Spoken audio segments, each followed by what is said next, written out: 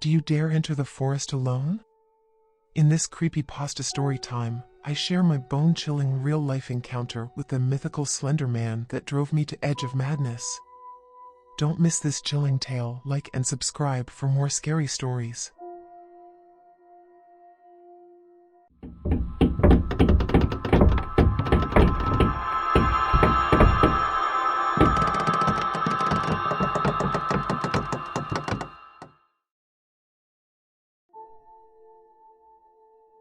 I always loved scary stories as a kid.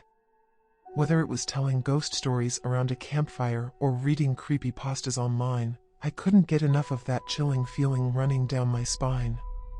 But none of those tales prepared me for the true horror I would one day experience firsthand.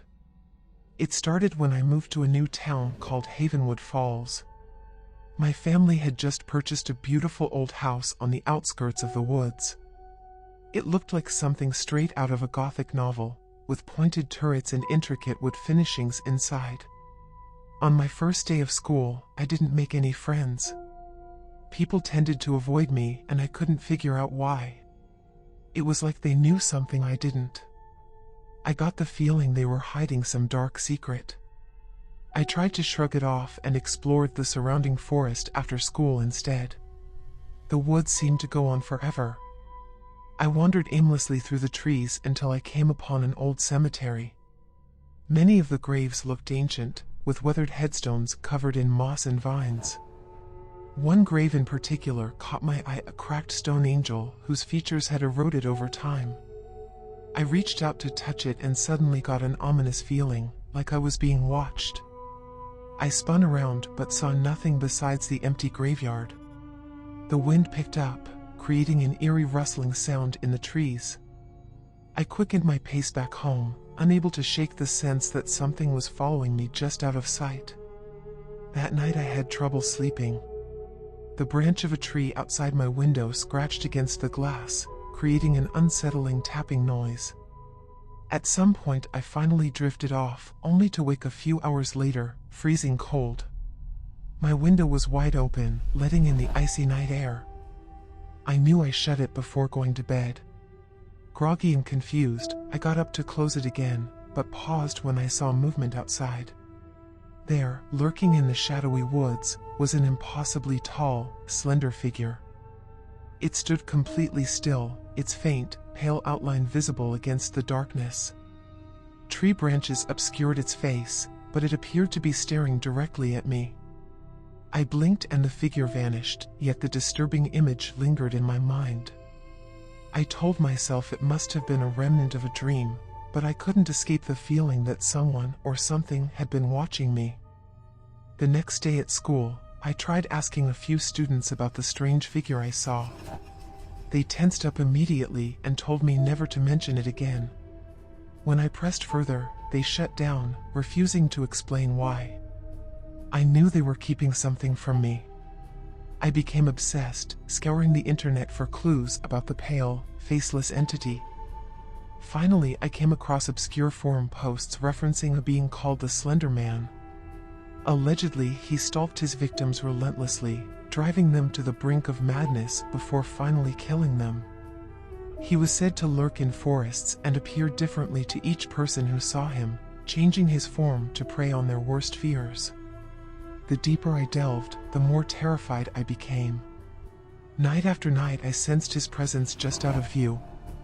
Dark shadows stretched across my room at odd angles, seeming to move when I wasn't looking. I'd wake up with mysterious bruises and scratches all over my body. My fear consumed me to the point where I withdrew from everything.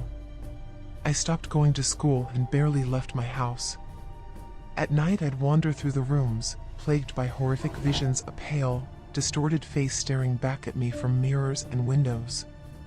His spindly form lurked in every corner, always fleeting from sight when I turned. I was going mad. He was trying to isolate me, I was sure of it. But why me? What had I done to garner his twisted interest? One night the tapping and scratching at my window grew overwhelming. I flung it open, yelling into the darkness, "Take me then. Is that what you want? Just leave me alone, please." I collapsed onto my bed in tears. When I awoke the next morning, the window was shut once more. A note lay on my nightstand reading, "Go into the woods. Come alone." I considered running, telling my family, calling the police, anything to avoid the woods where he waited. But the note compelled me forth like a siren's call. I had to end this. Heart pounding, I entered the forest. The familiar trees now seemed menacing, their branches reaching out to ensnare me. I pushed forward until I arrived at the old graveyard. There he stood by the eroded angel statue, impossibly tall and thin. His face was obscured by writhing shadows. I froze. Now that I stood before the dreaded Slender Man at last, I did not know what to say or do. Would he kill me as he had killed so many others? Or worse, drive me into irreversible madness? I willed myself to speak through trembling lips. Please, tell me what you want from me. Why do you haunt me so?" The Slender Man tilted his featureless head as if surprised by my boldness. When he spoke, his voice echoed from the darkest depths of the forest. "You know of me, yet you do not fear me. I am the unknown that lives inside all who enter these woods. I am the madness that festers in men's hearts. I am the Slender Man." He glided toward me, tendrils unfurling from his back, creepers snaking across the ground. "Those who know of me cannot be allowed to leave. A pity. You remind me of another child, long ago."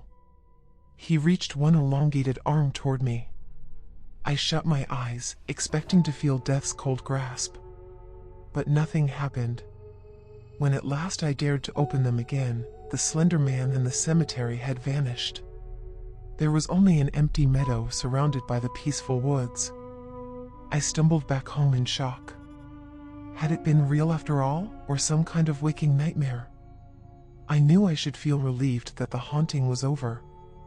Instead, I felt the undeniable pull of the forest, beckoning me back to the secrets that lay buried beneath its shadows. I had stared into the void, and now a part of it stared back from within me, waiting.